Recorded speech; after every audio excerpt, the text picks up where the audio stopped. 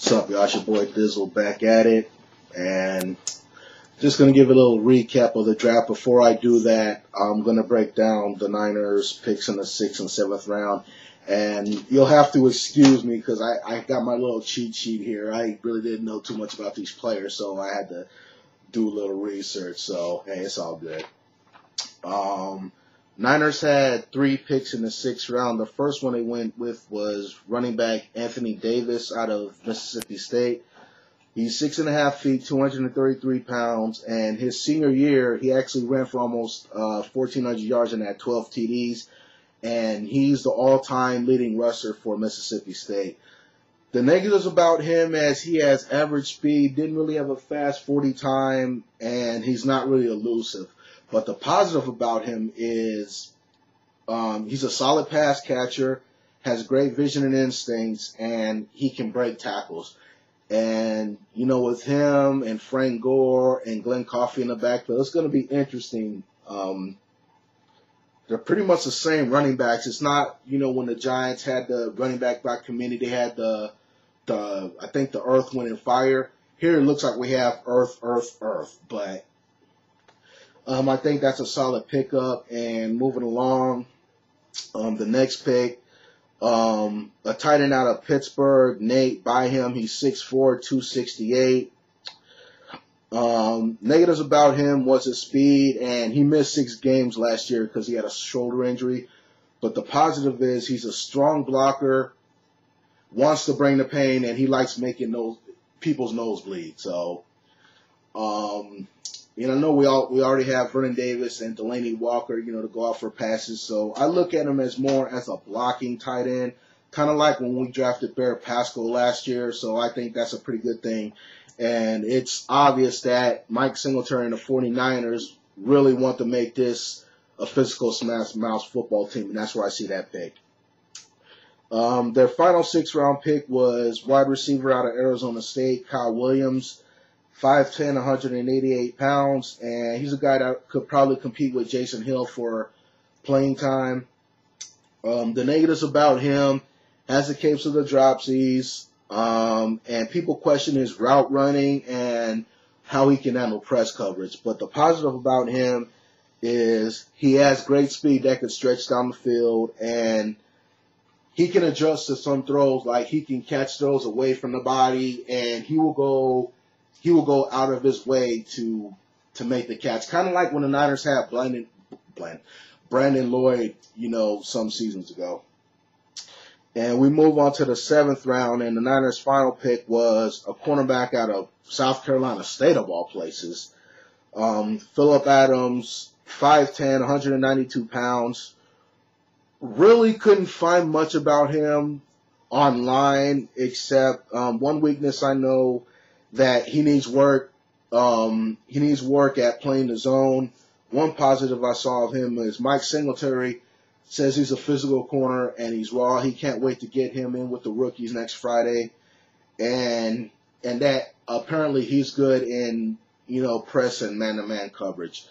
So those were the 49ers 4 picks for today. Overall, I'm a very happy man.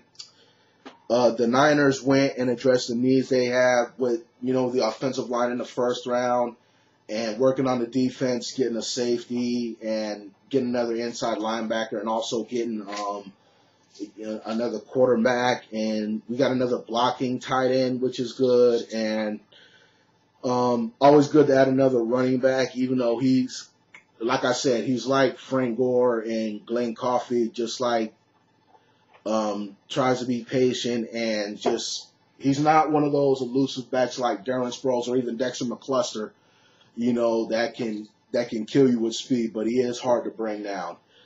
So overall, you know, going through the draft, I'll probably give the 49ers a B+. You know, like I said, they address the needs, and yeah, they pretty much address their needs. And one more thing, I just also found out that the Niners actually started, and I think they're in the works with some contracts with some undrafted free agents. And one of them you guys might be familiar with is running back Garrett Brown. And if that sounds familiar to you, you can't place a finger on it. He was the running back that was from Oregon, and first game of the year against Boise State, sucker punched one of the Boise State guys and ended up getting suspended for 3 months, which kind of overshadows maybe what he can do his junior year. He ran for over 1,000 yards and he had 17 touchdowns.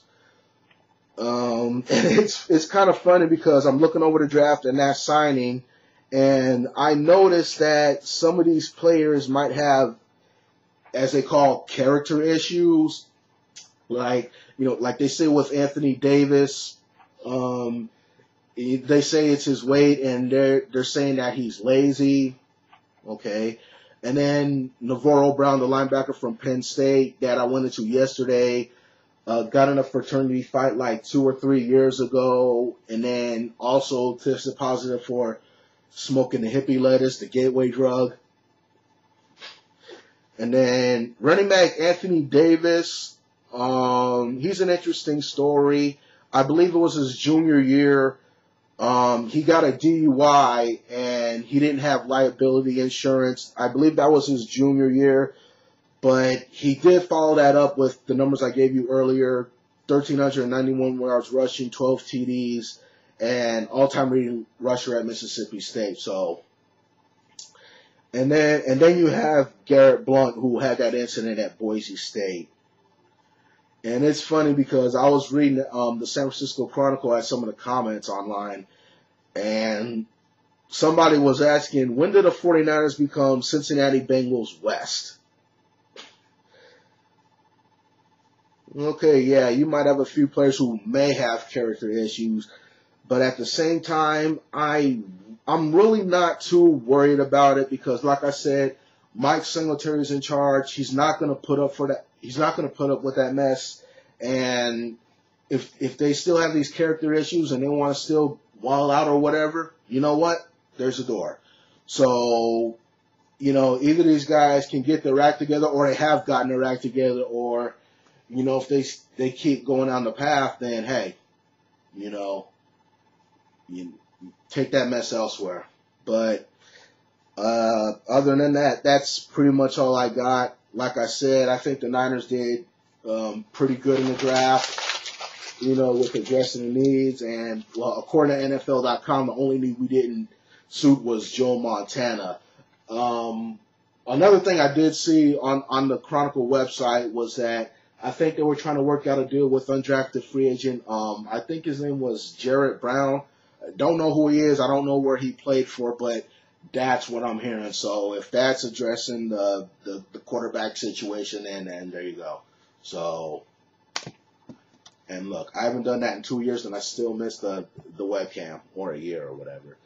But yeah, that's all I got. Go Niners, and I guess it's going to be another few months before we can really talk serious football again. So I guess I'll go for another 3 months and just slumber. All right, I'll get with y'all next time. Late.